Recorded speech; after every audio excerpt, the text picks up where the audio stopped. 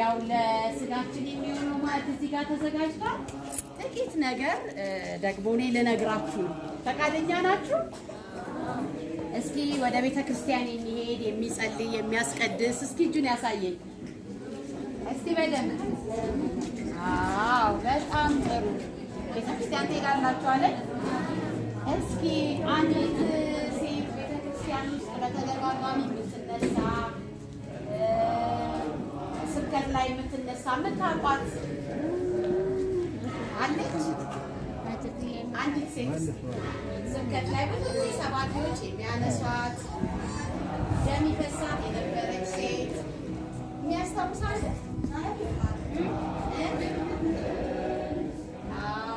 ደህና ነሽ ወይ? እንዴት ነሽ? ሰላም ነሽ? ድንግል ማርያም። ሌላስ? ሌላ የምታውቁት አለ? 12 ዓመት ሙሉ ደም ይፈሳት የነበረች ሴት የምታውቁት? የሰማ የለም ስለሷ ሴት? እስቲ የሰማ ስለሷ ሴት የሰማ ሰው የለም? እሺ እኔ ልንገራችሁ ዛሬ። እንግዲህ አንዲት ሴት ነበረች። በቃ 12 ዓመት ሙሉ ያለማቋረጥ ደም ይፈሳት ነበረ። ሀብታም ነበረች፣ ገንዘብ ነበራት። ግን የሚገርማችሁ ከዚህ ህመሟ የተነሳ ያላትን ገንዘብ በሙሉ ለባለ መድኃኒቶች ሰጥታ ለፈውሷ ብላ እኮ ነው። ፈውሷን ፍለጋ ያላትን ገንዘብ ሁሉ ያላትን ንብረት፣ ገንዘቧ ደግሞ ሲያል ንብረቷን እየሸጠች ያላትን እየሸጠች ዘመድ አዝማድ ይረዳኛል ያለችውን በሙሉ እየጠየቀች ምን እያለች በፍጹም ከዚህ ህመሟ ልትድን አልቻለች፣ ልትፈወስ አልቻለች። አሳዝናለች አይደል እቺ ሴት? አዎ እንግዲህ እንደ ሴቶች ወግ እንኳን በወር አንዴ የሚሆነው እንኳን በጣም ያስጨንቃል አይደለ? አይደለ እንዴ? ያለማቋረጥ ሲሆን ደግሞ እንዴት ነው? አይከብድም? በዛ ላይ በእነሱ ባህል ደግሞ ከማህበረሰብ ጋር እንደዚህ ተቀላቅሎ አብሮ ቡና መጠጣት፣ ውሃ አብሮ ሄዶ መቅዳት አይቻልም፣ ያገሏቸዋል። ስለዚህ እቺ ሴት ምን ነበረች መሰላችሁ? የተገለለች ነበረች። በፍጹም አትቀላቀልም ነበረ። አታሳዝንም? ህመሙ አለ፣ የደረሰባት ችግር አለ፣ መከራዋ አለ። ከዛም ላይ ደግሞ የሚወዳት የሚያቅፋት የሚያቀርባት እኔ ያለሁልሽ የሚላት ደግሞ የለም። መጽሐፍ ቅዱስ ላይ ያለ ታሪክ ነው የምነግራችሁ። እና እቺ ሴት በቃ ብቻዋን ጠዋት ማታ ብቻዋን ተገልላ ማንም ሄዶ አያናግራትም፣ ብቻዋን ነበር የምትኖረው። አንድ ቀን ግን ምን አይነት ዜና ሰማች መሰላችሁ? ኧረ አንድ አዳኝ መጥቷል፣ አንድ የሚፈውስ መጥቷል ተብሎ የምስራች ሲወራ ሰማች። እንግዲህ በዛ ሀገር በእነሱ ባህል በተለይ ደም የሚፈሳት ሴት አሁን እንኳን እንደሱ ሲሆን ቤተክርስቲያን ይገባል እንዴ? ውጭ ነው የሚቆመው አይደል? ለምን? ስለማይፈቀድ። ጭራሽ ሰው መንካት ነውር ነው። ቤተ መቅደስ ቤተክርስቲያን መግባት ነውር ነው። እንግዲህ ይሄ ታሪክ የምታውቅ ሴት በቃ ሰማች። እንደው እውሮችም እየበሩ ነው፣ አንካሶችም እየተፈወሱ ነው፣ እየዳኑ ነው ስትባል እንደው ምን ይሻለኛል? እንደው አሁን በወጣ ሰው ደግሞ ወግሮ ሊገለኝ ይችላል፣ ባህሉ አይፈቅድም። ምን ላድርግ አለችና እንደው ብሞትም ልሙት የሆንኩትን ልሁን ብላ በድፍረት ወጣች። ከዛ ጌታ ኢየሱስ ክርስቶስ እንግዲህ እንዳልኳችሁ የታመሙትም ችግረኛውም ሰው የማይቀበለውም ሰው የሚገፋውም ሆ ብሎ ይከተለዋል። መጣልን፣ የሚሰማን መጣ፣ የሚወደን መጣ፣ ዞር በሉ የማይለን መጣ እያለ ሰው ይከተለዋል። ቀስ አለችና እቺም ሴት እድል እንዳገኘ ሰው ከእነሱ ጋር ተቀላቀለች። ከዛ በፊት ለፊት እንኳን እንዳትመጣ ሆ ያዩኝ የሚያውቁኝ ሰዎች ደግሞ ሽፍንፍን ብላ እንዳትታወቅ። አንዳንዴ እንደዚህ አንሆንም አይደል? ከችግራችን ከመከራችን ካለብን ነገር የተነሳ ሽፍንፍን አንልም። እንዳያዩን እንደው የሰዎች ስንጠይቅ እንኳን ኧረ የሚያውቀኝ ሰው እንዳያይን ብለን ራቅ ያለ ቦታ እንሄዳለን እኮ አይደለም? እንደዚህ የሚያደርግ የለም እዚህ መሀል መንደራችንን ትተን እንሄዳለን አይደል? ለምን ሰው ምን ይለኛል እንደዚህ ብለን አይደል? እሷም ሽፍንፍን ብላ ካወቁኝ ካሉኝ ደግሞ የሆነ ነገር ያደርጉኛል ብላ ቀስ እያለች ምን እንዳደረገች ታውቃላችሁ? ከኋላ ኋላ ሄደችና ጨርቁን ቀስ ብላ እንደዚህ አድርጋ ዳሰስ አረገች በእምነት። እሱ መቼም ሰምቻለሁ ሁሉንም ይወዳል ተብሏል። እሱ መቼም ሰምቻለሁ አይገፋም ተብሏል። እሱ መቼም ሰምቻለሁ ፈዋሽ ነው ተብሏል። እንደው የሆንኩትን ልሁን አለችና መጣችና ልብሱን ከፊት ለፊት እንኳን አልመጣች፣ ደፍራ ከፊት እንኳን አልመጣችም። ከኋላው ምን አደረገች መሰላችሁ? ጨርቁን ዳሰስ አደረገች። እስኪ ጨርቁን ዳሰስ በሉ። ምንድን ነው ያደረገችው? ከኋላ እኮ ነው፣ ማንም አላያትም። ጨርቁን ዳሰስ እንደው እየኝ እስቲ የዘመናት ለቅሶዬን ገንዘቤን የጨረስኩበትን የተገፋውበትን የሚያባብለኝ ያጣውበትን ዘመድ ያጣውበትን ውበቴን ያጣውበትን መልኬን ያጣውበትን ይሄው ላንተ ብላ ቀስ ብላ ዳሰስ። እስኪ እንዲህ ብሎ የጸለየ ሰው አለ ከእናንተ ማለት? እየኝ መድኃኒዓለም ውበቴን ያጣውበት ዘመድ አዝማኔ የራቀኝ የማያቀርበኝ ያለ ሰው አለ ከእናንተ ማለት? አለ ወይ? አዎ ዛሬ እንደዚህ በሉ በእምነት። በዚህ መካከል ራሱ መድኃኒዓለም ለሰዎች ሁሉ መድኃኒት ሊሆን የመጣው አለ። እሺ እና እንዴት አረገች መሰለቻት? ቀስ አድርጋ ልብሱን ዳሰስ ስታረግ ቆመ። እየሄደ ነበረ፣ ብዙ ሰው እያጋፋው ነበረ። ኦ እየተባለ እየተዘመረ ነው ምን እየተባለ ቆመ። እሱ ግን ምን አደረገ መሰለኝ? ቆመ። አንዲት ምስኪን ሴት ስለዳሰሰችው ቆመ። ሰው የማይወዳት አንዲት ሴት ስለነካችው ቆመ። አይንሽ ላፈር የተባለች አንዲት ሴት ስለነካችው ቆመ። ቆመና ምን አላቸው መሰላችሁ? እዚህ ጋር በእምነት የነካኝ ሰው አለ አለ። እንዴ ሳቁበት። አንተ እኮ ጉደኛ ነህ። ይሄ ሁሉ ሰው እያጋፋ እንደዚህ እያለ ሰው ነካኝ ትላለህ እንዴ? ብዙ ሰው እኮ አለ ሰው ነካኝ ትላለህ እንዴ አሉት። እሱ ግን ምን እንዳለ ታውቃላችሁ? ይሄኛው መንካት የተለየ ነው። ሁሉም ሊያጋፋ ይችላል። ሁሉም እዚህ ጋር ተገኝቶ ሊሆን ይችላል። ሁሉም ሰው መጥቶ ሊሆን ይችላል። አንዴ ግን በእምነት አንዴ ግን በውስጥ ሸክም በሰቆቃ በለቅሶ በስብራት በሐዘን የነካኝ ሰው አለ። አንተ ነህ የኔ መድኃኒት ያለኝ ሰው አለ አላቸው። አንተው ብቻ ነህ ተስፋዬ ብሎ የነካኝ ሰው አለ አለ። ከዛ በኋላ ዞር አለና ማን ነው የነካኝ ብሎ አለ። ሐዋር በቃ አብረው ታሉት አረባክ ተመንገድ ላይ እንዴ ይሁሉ ሰው እያለ እንዴት ተነካው ትላለህ ይሉታል። አሁንም ያከላክላሉ። እሱ ግን ቆመ። ለማን ነው የቆመው? እስኪ ንገሩ። ለማን? ለዛች ለምስኪኗ። ለማን? ለምታለቅሰው። ለማን? ውበቷን ላጣችሁ። ለማን? ማንም ላልፈለጋት። ለማን ነው የቆመው? ለተገፋችሁ ለሷ ቆመና የነካኝ ሰው አለ አለ። እሷም ቀስ እያለች ሲብላ አዎ እኔ ነኝ የነካውህ እኔ ነኝ አለች። ወጣች። በይ አላት እምነትሽ አድኖሻል። ሃሌሉያ! በጣም ደስ የሚል ቃል እምነትሽ። እስኪ እምነትሽ አድኖሻል በሉ። ምኗ ነው ያዳናት? ደፍራ ወደ ማን መሄዷ? ወደ መድኃኒዓለም። ፊት ወደማያየው ዘር ወደማይቆጥረው ውበት አይቶ ወደማያዳላ ወደ ማን? ወደ መድኃኒዓለም ሄደችና ነካችው። ሄደችና ዳሰሰችው። አሁንም መፍትሄ ያለው እሱ ጋር ነው። ከዛ በኋላ አንቺ ሴት አላት እምነትሽ አድኖሻል ሂጂ ሲል ወዲያው ይላል የደሟ ምንጭ ቆመ፣ የችግሯ ምንጭ ቆመ፣ ያስለቀሳት መከራዋ ቆመ። ወዲያው እኮ ነው እምነትሽ ምን ብሎሻል ሲላት አድኖሻል ብሎ ሲላት ወዲያው ማን መሰላችሁ? ከድንግል ማርያም የተወለደው አምላክ ሆኖ ሳለ ሰው የሆነው በዙፋን ላይ ተቀምጦ ሊመለክ ሲገባው የእኛን መልክ የያዘው ዝቅ ብሎ የመጣው መድኃኒት አለ። መድኃኒዓለም እሱ እንደዚህ የሚል መዝሙር አለ።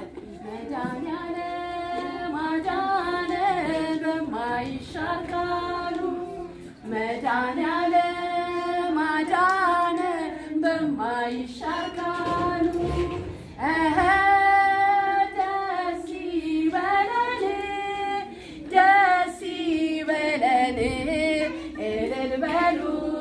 እልል በሉ አዳነን በማይሻር ቃሉ። እስኪ እልል በሉ ደስ ይበለን፣ ደስ ይበለን፣ እልል በሉ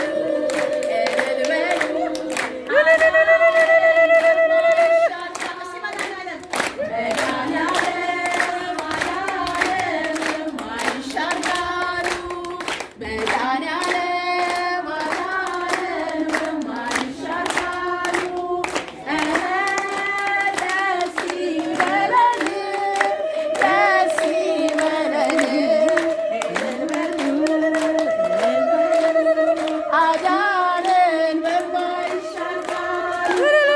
እንደዚህ ነው የሆነላት ያቺ ሴት ምስኪኗ ሴት ስታለቅስ የነበረችው በሯን ዘግታ የሚያየኝ የለም ያለችው፣ ዘመድ የለኝም ያለችው፣ አግኝቼ ያጣው ነኝ ያለችው። አግኝቶ እንደማጣት ከባድ ነገር አለ ወገኖቼ አይደል እንዴ? ንብረትን፣ ርስትን፣ ሁሉን ነገር አግኝቶ ማጣት ከባድ ነው አይደለ? በዚህ መሀል ከባድ እንደሆነ ማያውቅ ሰው አለ? ታውቃላችሁ አይደል? ይህቺ ሴት እንግዲህ ወደ መድኃኒዓለም ነገሯን ይዛ መጣች። ይኸው አንተ እንዳደረግካለኝ ብላ እሱ ምን አደረገ? አንቺ ሴት እምነትሽ አድኖሻል። በዚህ መካከል የኔ ነገር መፍትሄው በመድኃኒዓለም እጅ ነው የሚል ማን ነው? እስኪ የኔ ነገር በመድኃኒዓለም እጅ ነው የሚል መፍትሄ በሱ ዘንድ ነው፣ ፊት አይቶ የማያደላው እሱ ነው በቃ የምፈልገው የሚል እጁን የሚያወጣ ሰው አለ? አዎ እንግዲህ መድኃኒዓለም ዘር አይቆጥርም አልኳችሁ ቅድም። መልክ አይቶ አያደላም። የሁሉ ወዳጅ ነው። ሁሉን ያቅፋል። እንደውም የተቸገረ ነው ወደሱ የሚመጣው። ዛሬ ይሄንን ጌታ ለእናንተ ማስተዋወቅ እንፈልጋለን። እንደሚወዳችሁ መንገድ እዚህ ጋር የቆምን ሁላችን እዛ ጋር ያሉ ሁሉ ይሄን ለእናንተ መንገድ ይፈልጋሉ። ይህችን ሴት ነፃ እንድትወጣ የረዳት እርሱ የእናንተም ነገር ይኸውላችሁ። አንድ ነገር ልንገራችሁ። ምግብ ዛሬ ክትፎ እዚህ ጋር ብናበላችሁ ነገ አይርባችሁ? ሆዳየው ይላል እንዴ? ሆዳየው አይልም። እዚህ ምድር ላይ ስንት ዓመት ነው የምንኖረው? እስኪ እንደው ገምቱ። እንደው ስንት ዓመት እንኖራለን? እንደው ስንት ዓመት? እንደው በልማድ ራሱ 70 ወይ ደግሞ 80። እንደውም የእግዚአብሔር ቃል ምን ይላል መሰላችሁ? ከዛ በላይ ከሆነ ድካም ነው። እና ወዴት ነው የምንሄደው? ከዛ በኋላ ታዲያ ወደማይቀረው ሞት። በሞት ድልድይ ሆኖ ደግሞ የዘላለም ሕይወት የሚባል አለ። ይሄ የዘላለም ሕይወት በማን በር ነው የሚገባው መሰላችሁ? መድኃኒዓለምን በማመን አንድዬን በማመን ይሄ ለእኛ ሲል የተጎሳቆለው ሰው ሆኖ የመጣውን የደካሞች ወዳጅ የደካሞች አባት እሱን አንተ የሕይወቴ ጌታ ነህ በማለት የዘላለም ሕይወት ማለት አለ። የቱ ይሻላል? አሁን እኮ 70 ዓመቱ ነው የዘላለሙን ነው ሰው ማሰብ ያለበት። የቱ ነው ማሰብ ያለበት? እንግዲህ አንድ ሰው ቤት በኩል ነው መግባት ያለበት፣ በበር በኩል። እናንተ አሁን ቤት በኩል ገባችሁ፣ በአጥር ዘሎ ይገባል አለ እንዴ? አዎ፣ በአጥር ዘሎ የገባ ቢኖር ምንድን ነው? ወንበዴ አይደል? ሌባ፣ ዱርዬ። ትክክለኛ ሰው ቤት በኩል ነው የሚገባው። መድኃኒዓለም ምን አለ መሰላችሁ? እኔ እውነተኛ በር ነኝ፣ እኔ ሕይወት ነኝ፣ እኔ መንገድ ነኝ። በሩ በእኔ በኩል ነው። በእኔ በኩል ካልሆነ በስተቀር ወደ ዘላለም ሕይወት መግባት የለም። ሌባው ሊሰርቅና ሊያርድ ሊያጭበረብር ነው የሚመጣው። በሩ እኔ ነኝ አለ። ስለዚህ አንድዬ መድኃኒዓለምን እርሱን በማመን የዘላለም ሕይወት ማግኘት አለ። እስኪ ይሄንን ማግኘት እፈልጋለሁ የሚል አለ? እሺ እጃችንን ወደ ላይ እናደርግና እኔ ብለውን እንላለን። ጌታ ኢየሱስ ሆይ፣ መድኃኒዓለም ሆይ፣ አንተ እውነተኛ በር መሆንህን አሁን ሰምቻለሁ። በሱ በኩል መግባት እፈልጋለሁ። ሌላ አማራጭ የለም። ዛሬ በእምነት አዳኜ ብዬ እቀበልሃለሁ፣ መድኃኒቴ ብዬ እቀበልሃለሁ። ፊት አይተህ እንደማታደላ ሰምቻለሁ። እስከነ ችግሬ እንደምትወደኝ ሰምቻለሁ።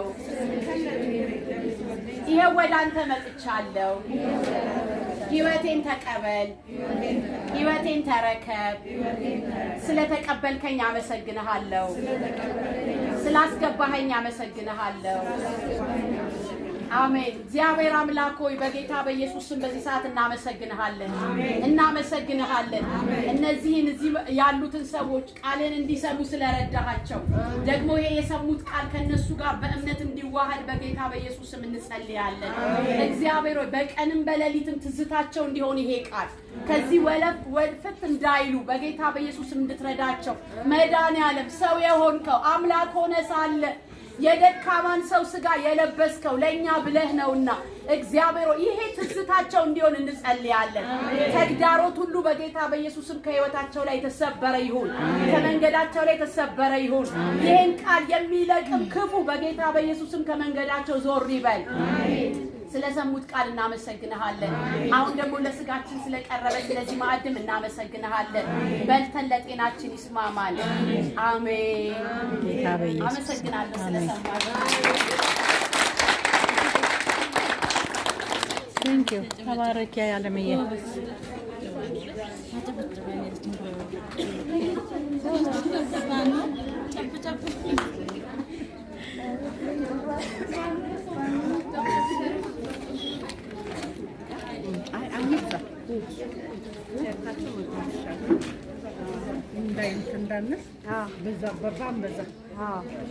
ትንሽ ስለሆነ በሮ ግን ለማን አሁን ለህፃናቶቹ ሙሉ እንጀራ እንዳይሰጡ ግማሽ ተቆርስ እንዳያንሳቸው። ለነገሩ አያንስም፣ ብዙ ሰው አይደለም።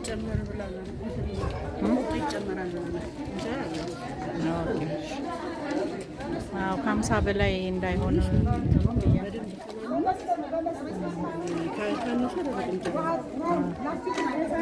ሀረግ ሲሰር ሀረግ 2 ሰው በቂ ነው። በቃ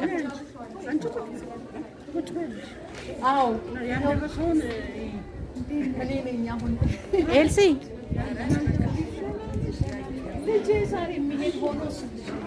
እሺ በቃ ጥሩ።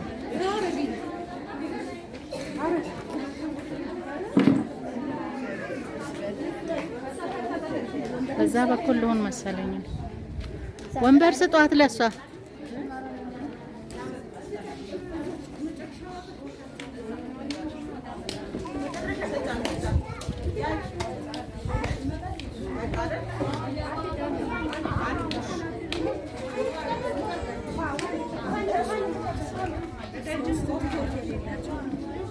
ችግር የለም።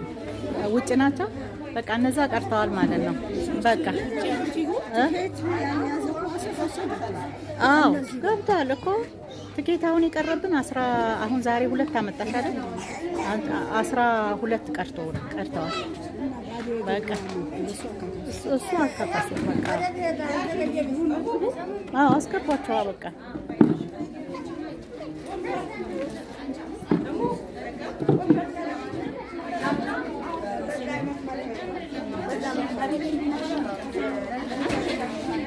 ፍቅር ለአዋቂዎቹ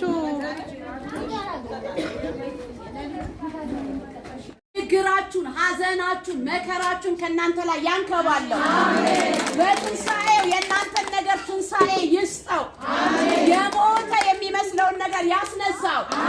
ተነስቷል፣ ተነስቷል። የመቃብር ደጃፍ ተከፍቷል። ድንጋዩም በሩቅ ተንከባሏል። ከፈኑ ብቻ ነው አስክሬኑ የታል? እውነትም ኢየሱስ የመጨረሻ በደንብ እያልን የመቃብር ደጃፍ ተከፍቷል። ድንጋዩም በሩቅ ተንከባሏል። ከፈኑ ብቻ ነው አስክሬኑ የታል? እውነትም ኢየሱስ